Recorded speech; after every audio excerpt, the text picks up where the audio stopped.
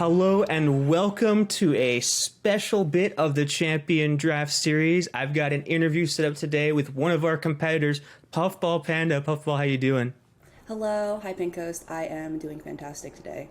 That is great to hear. Now, Puffball was the very first pick in our draft for this Champion Draft Series, which means she got to make one pick without any contest from the rest of the competitors, any one champion that she won. But then she had to wait a while. You ended up picking Vayne. What made you decide to go with Vayne as your first pick going into this draft, and what was your overall drafting strategy?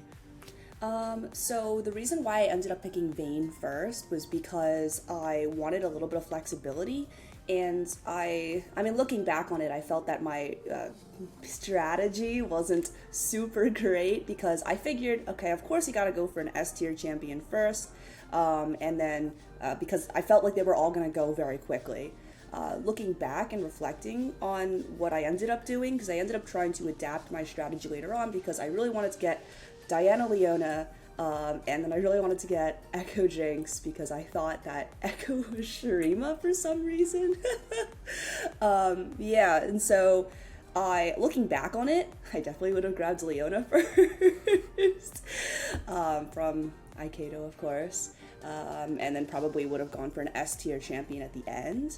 But oh yeah, it ended up being very adaptive towards the end. But I did get several of the champions that I wanted, like Diana, for example.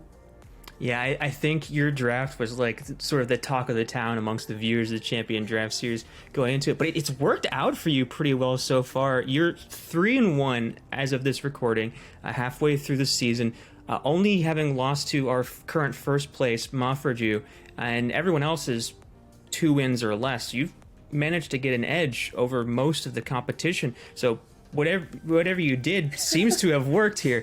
But what is your mindset when you're preparing for these matches? If you can give us like a little bit of insight into this edge that you've created for yourself.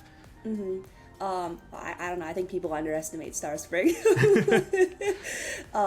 Yeah, for me, what I end up doing is it's been really nice with the historical data now to be able to see people's deck lists. So I go through and then I run a couple. I have a friend in the lore community who they'll play the opponent's decks, and then I'll play my decks into them because I'm not super great with matchup tables in general. So I'll figure out, oh yeah, Rise, we're not playing against Rise this week. That's not happening. So then I'll figure out what I want to ban pretty early on. Also, I just think its elites is also very strong as well. Yeah, no, I think that the even though I have very limited deck list options, I think that the decks that I have are very strong. Yeah, and then people underestimate Star Spring. As they certainly have seemed to. Loved that Tom Kench beatdown game the other week. That was hilarious to watch. But to go to what you were saying about limited deck lists, while you have been having a lot of success, there are several champions in your roster that you have yet to bring to the series. You mentioned Jinx Echo without Shurima, but also champions like Bard, Diana. Do you see yourself as like having any weaknesses in your roster, and do you think that this upcoming trade week that there'll be any ways for you to make improvements? Oh yeah, no. My the biggest glaring weakness with my roster is that it's limited in flexibility, extremely. So I only really have the 3 deck lists that I've been bringing each week. I have really considered Dinks, which is Diana Jinx, as an aggro deck with Winding Light, but it hasn't felt too great, especially in comparison to the other 3 decks that I've been bringing. So going into the upcoming trade week, I really need to pick up a Shurima champion. But yeah, that's I would like to improve the flexibility in that regard. Also, maybe Aikedo wants to trade Leona, just maybe, just putting it out there. Something might be worked out there. Yeah, and I think there are many Shuriman champs that were left undrafted, so I think there's a good chance you might be able to snag one.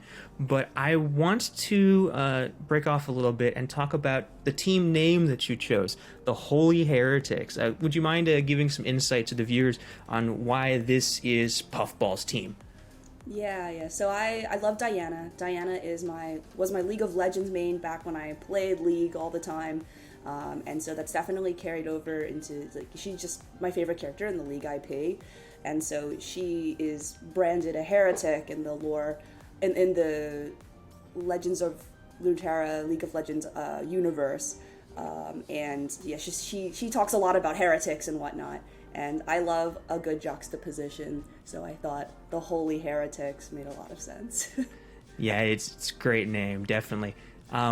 We're nearly done with this interview, but there are several players that you have yet to come across in this series, including Absolution's grindy game plan, Spids' very adaptable roster, and the outstanding pressure put forth by Tempo Mao's lineup, who just happens to be your next opponent. How confident are you going into these players?